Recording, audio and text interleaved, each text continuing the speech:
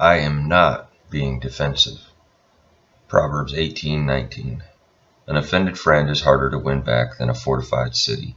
Arguments separate friends like a gate locked with iron bars. Why is it sometimes so easy to offend each other without even trying? I know with Sarah and me, either one of us can get defensive when the other is pointing out something that needs changing. No matter how tactfully the suggestion is made, it is quite natural to get a bit touchy when you feel slightly attacked, just a bit unloved or disrespected. It is easy to put up your defenses and then, sad to say, counterattack. To put in terms I use when teaching, feeling unloved, a wife gets defensive and acts offensively without respect. Feeling disrespected, a husband gets defensive and acts offensively without love. To illustrate how this works, here's an example of how I can be defensive and quickly switch to being offensive. Sarah might address something in my life that I need to be more sensitive to, such as emailing people back more quickly. Because I believe I am trying my best to keep up with everything, I feel a little disrespected. Rationally, my head tells me she has no intention of being disrespectful, but it's just too easy to react at an emotional level. So I get defensive, and that easily leads to my counterattack. Well, the other day you fell asleep while our friend Ray was sharing his heart with us about his new job. How sensitive was that?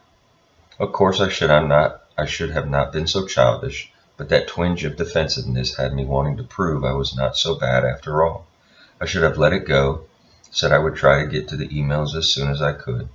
Instead, I allowed my feelings to convince me I was being disrespected, and I chose to turn the situation back on Sarah and lash out without love. Sarah's countenance fell. I felt justified. We both pulled back and did not talk for over an hour as the crazy cycle hummed quietly along. Today's scripture passage describes the situation perfectly. Sarah was offended, her fortifications were up, and iron bars were locking the gate. As the minutes ticked by, I had twinges of conscience. Finally, I realized what I had done to defend my pride, and from there it was a no-brainer even for me. When we finally resumed our conversation, Sarah asked, "Why do you say things like that when I'm trying to help you?" As we discussed the situation, I finally stepped up and said what I should have said an hour before. "I'm sorry. I was really unloving. Will you forgive me?" Fortunately, Sarah put her hurt feelings aside and accepted my apology. But as the crazy cycle ground to a halt, she did add, respectfully of course, "It would have been nice if you had apologized sooner, and it would also be nice if you wouldn't get so defensive when I'm trying to help you." At this point, I'm happy to report that I did not get defensive. Ask the Lord for forgiveness for times of defensiveness that lead to offensive counterattacks and the crazy cycle. Ask Him to work His will in your marriage by making both of you more mature and humble enough to treat each other with love and respect. Is anything happening at work or at church that is making you defensive? Pray about this too. We bring home problems from wherever we spend our time.